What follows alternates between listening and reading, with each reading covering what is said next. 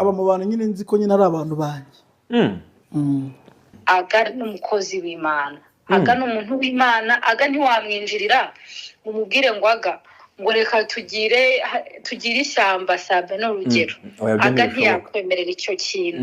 Rero iyo umuntu ameze gutyo ukaba utaca ku muntu ngo usenye undi, uwo muntu aba ari umuntu, uwo ni aga rero aba ari muzima.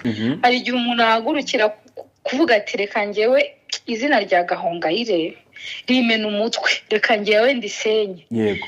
Ujya bukuzi n'utakuzi kuko hari ukuntu Satani abigenza. Yego.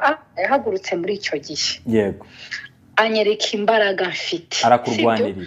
Arandwanirira aho ndi naho ntari sabe. Akicara ndi neza, akicara akambwira imishinga dushobora gukora, akabona ibintu byose akambwira turabizi. Canga tujye no kwirira umuceri. Uwo ni agasatuzi. Agaranyubaha. Uretse aga n'umwana mwiza we, every details count.